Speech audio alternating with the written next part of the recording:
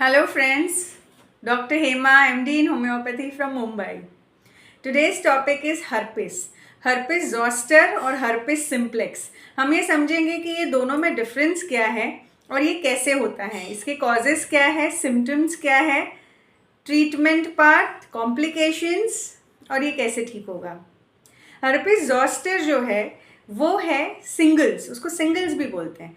herpes zoster होता है वारिसेला zoster virus से, जिससे हमको बचपन में होता है चिकन पॉक्स. तो चिकन पॉक्स जब होता है वो 7 to 10 डेज में ठीक हो जाता है, लेकिन ये जो वायरस है वो नर्व के अंदर डॉर्मेंट स्टेज में रहता है.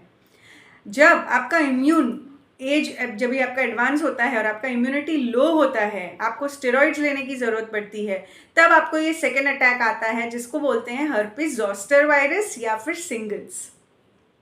30% लोगों को, पॉपुलेशन को, ये वायरस लाइफ में एक बार तो ज़रूर होता है.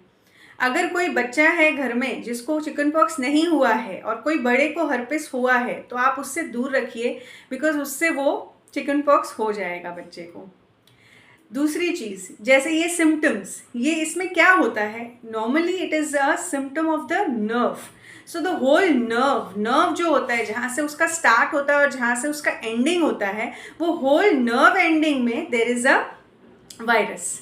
तो जहाँ उनका एंड होता है वहाँ पे वो सिम्टम्स शुरू होते हैं. ये सिम्टम्स क्या देता है, जैसे इसमें ब्लिस्टर्स फॉर्म होते हैं, fluid blisters, there is redness, there is soreness, there are different parts of the body which are involve. लेकिन नॉर्मली वो एक बैंड या एक बेल्ट के जैसा होता है, एक पर्टिकुलर पार्ट पे ही होता है, जहाँ पे वो नर्व का स्टार्ट होता है, नर्व का एंड होता है. ये बहुत पेनफुल होते हैं.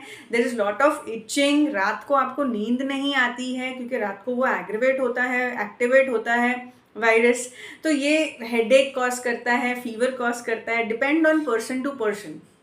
अब हम समझेंगे herpes simplex क्या है. herpes simplex का कॉज है HS1 या HS2. It's a contagious disease. Normally जो होता है वो माउथ और जेनाइटल्स में होता है. अगर HS1 है तो वो माउथ में, जैसे अराउंड लिप्स, म्यूकस मेम्ब्रेन्स जो होते हैं उसमें ब्लिस्टर्स होता है, सोर्स होता है. और अगर HS2 है तो वो है थ्रू जेनाइटल्स, जैसे अनप्रोटेक्टेड सेक्स है उसके वजह से.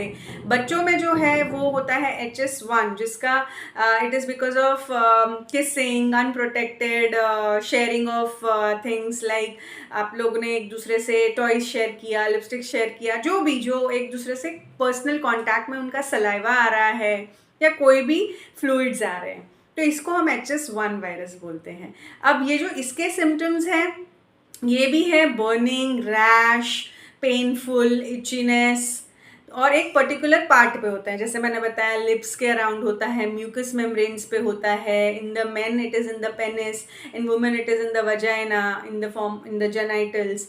तो इसका जो ट्रीटमेंट पार्ट है होम्योपैथी. तो होम्योपैथी में पहले इसका हिस्ट्री जाना जाएगा. The case history of the patient is taken. उसमें आपको पता चलेगा कि ये इम्यूनिटी कब से लो है, उसका रूट कॉज क्या है. और इसमें वेरियस मेडिसिन्स मैंने यूज़ की है, जिसको हम बोलते हैं arsenic album, rhus tox, calendula officinalis, cantharis, variolinum. So there are various medicine depending on the person to person ये दी जाती है, और it gets better in 7 to 10 days.